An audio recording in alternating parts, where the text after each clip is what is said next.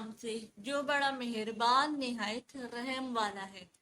अस्सलाम वालेकुम। मेरा नाम इकरा इकबाल है और मैं खुश आमदीद कहती हूँ आप सबको अपने चैनल IQ में। इस वीडियो में मैं बात करूंगी अगादीर क्राइसिस पे। इस क्राइसिस में कौन कौन सी स्टेट्स इन्वॉल्व थी उसके फ्लैग्स मैंने यहाँ मेंशन किए हुए हैं। पहला फ्लैग है मोरक्को का, दूसरा फ्लैग है जर्मनी का, तीसरा फ्लैग है फ्रांस का और आखिरी वाला फ्लैग है ब्रिटेन का। ये 4 स्टेट्स इस क्राइसिस में इन्वॉल्व थी। अगादीर क्राइसिस को सेकंड मोरक्को क्राइसिस भी कहते हैं। फर्स्ट मोरक्को क्राइसिस पर मैं अपनी एक वीडियो बना चुकी हूँ। अगर आप उसे समझना चाहते हैं तो मेरे चैनल में मौजूद होगी, आप उसे देख सकते हैं और समझ सकते हैं। उसे ज़रूर देखिए, समझिए और उसे लाइक, शेयर और सब्सक्राइब भी ज़रूर कर दीजिए। तो चलिए आगाज करते हैं इस वीडियो का और बात करते हैं अगादीर क्राइसिस पर, जिसे सेकंड मोरक्को क्राइसिस भी कहते हैं। इस क्राइसिस को समझने के लिए ज़रूरी है कि हम थोड़ा सा फर्स्ट मोरक्को क्राइसिस का ओवरव्यू ले लें कि उसमें हुआ क्या था, बेसिकली क्या वजूहात रही कि वो क्राइसिस पेश आया। फर्स्ट मोरक्को क्राइसिस की वजह ये थी कि फ्रांस और ब्रिटेन के दरमियान एक मुआहिदा साइन हुआ था, जिसके तहत फ्रांस ब्रिटेन के कंट्रोल को रिकॉग्नाइज करेगा जो उसने इजिप्ट में किया हुआ था। इसी के बदले ब्रिटेन भी फ्रांस के कंट्रोल को रिकॉग्नाइज करेगा जो उसने मोरक्को में किया हुआ था।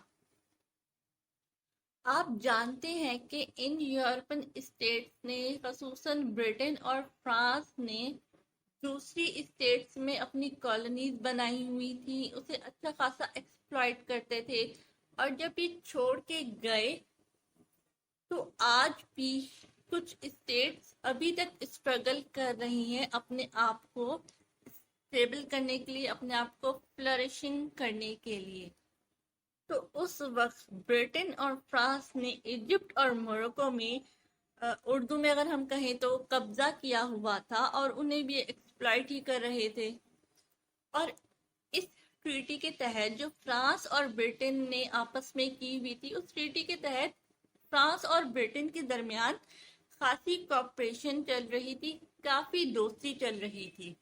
तो इसी कोऑपरेटिव रिलेशनशिप को चेक करने के लिए जर्मनी ने मोरक्को के सुल्तान की मदद करनी चाहिए, लेकिन वो नाकाम रहा और अपने मिशन में कामयाब नहीं हो सका और एक ट्रीटी के तहत उस क्राइसिस को ख़त्म करवा दिया जाता है। ये थोड़ा सा ओवरव्यू था पूरी क्राइसिस को समझने के लिए। अगर आप समझना चाहते हैं तो आप वो वीडियो देख सकते हैं, मेरे चैनल में मौजूद होगी। अब पढ़ते हैं इस वीडियो की तरफ और समझते हैं सेकंड मोरक्को क्राइसिस और अगादीर क्राइसिस को। अगादीर क्राइसिस की शुरुआत ऐसे होती है कि कुछ रेबल्स यानी कुछ बागी सुल्तान के, मोरक्को के सुल्तान के, जिसका नाम था सुल्तान अब्दुल हाफिज, इसके खिलाफ खड़े होते हैं और इसके खिलाफ बगावत कर देते हैं।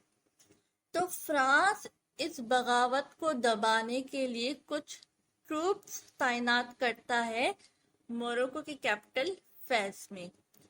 फ्रांस सुल्तान की मदद इसलिए कर रहा होता है कि सुल्तान प्रो फ्रांस होते हैं, यानी वो फ्रांस का साथ दे रहे होते हैं, इसलिए फ्रांस उस सुल्तान की मदद करते हैं और रेबल को दबाने के लिए कुछ ट्रूप्स तैनात कर देते हैं मोरक्को की कैपिटल फेस में और उसका कंट्रोल हासिल कर लेते हैं फेस का। फिर जर्मनी को फ्रांस के इस तरह कंट्रोल हासिल करने से बहुत गुस्सा आता है। क्यों? क्योंकि जर्मनी के अपने ट्रेड इंटरेस्ट होते हैं मोरक्को में, इसलिए। और जर्मनी को ये लगता है कि अब तो फ्रांस ने मोरक्को पे पूरा ही कब्जा कर लिया है और उसके ट्रेड इंटरेस्ट को भी काफी खतरा हो सकता है। तो जर्मनी भेजता है अपनी पैंथर नाम की एक गन बोट मोरक्को के एक पोर्ट अगादीर में। بعد میں اس کو ایس ایم ایس برلن سے ریپلیس کر لیتا ہے۔ ایس ایم ایس برلن کیا ہوتے ہیں؟ S M S Berlin Germany کی کروشر ہوتا ہے۔ جرمنی اپنی پینتھر گن بوٹ کو ہٹا کے اپنا ایس ایم ایس برلن کروشر بھیج دیتا ہے۔ اس واقعے سے ہوتی ہے برٹن کو بہت پریشانی، کیونکہ برٹن کو تو جرمنی سے ویسے بھی بہت مسئلے تھے۔ کیوں؟ کیونکہ دونوں آرم ریس میں انوالو تھے۔ برٹن تو ملٹری میں اچھا تھا ہی، لیکن جرمنی اسے کافی ٹف ٹائم دے رہا تھا، اس لیے برٹن کو کافی پریشانی ہو رہی تھی کہ بھائی جرمنی اتنی ترقی کرتا جا رہا ہے، کہیں وہ ہمارے لیے خطرہ نہ بن جائے۔ اب اس واقعے سے بھی برٹن کو جرمنی سے مسئلے ہو گئے تھے۔ بہرحال یہ مسئلہ نیگوسیشن کے ذریعے ہی سالو کروایا گیا، کیونکہ جرمنی کو موروکو کی ٹیریٹری میں ایز سچ کوئی انٹرسٹ نہیں تھا۔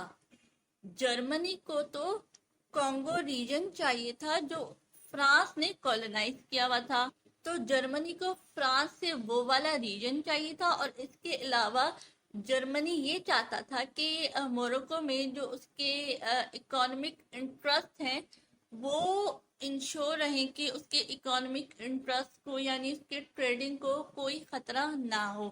جرمنی بس یہ دو چیزیں چاہتا تھا۔ پھر فائنلی فرانس اور جرمنی کے درمیان نیگوسیشن ہو جاتی ہے، اور فرانس اور جرمنی فرانس کو جرمن اکارڈ سائن کر لیتے ہیں، جس کے تحت جرمنی فرانس کے پریزنس کو مان جاتا ہے موروکو میں۔ اس کے بدلے جرمنی کو وہ مل جاتا ہے جو جرمنی فرانس سے چاہتا تھا، یعنی اس سے کانگو ریجن سے کچھ ایریا مل ہی جاتا ہے جرمنی کو۔ تو اس طرح یہ کرائسس بھی سیٹل ہو جاتا ہے۔ امید کرتی ہوں کہ یہ سمجھ آیا ہوگا۔ اسے میں نے آسان الفاظ میں سمپل وے میں سمجھایا ہے، اور مجھے لگتا ہے کہ آپ کو سمجھ بھی آ گیا ہوگا۔ اگر واقعی سمجھ آ گیا ہے تو اسے لائک، شیئر اور سبسکرائب ضرور کر لیجئے، اور مجھے اجازت دیجئے۔ اللہ حافظ۔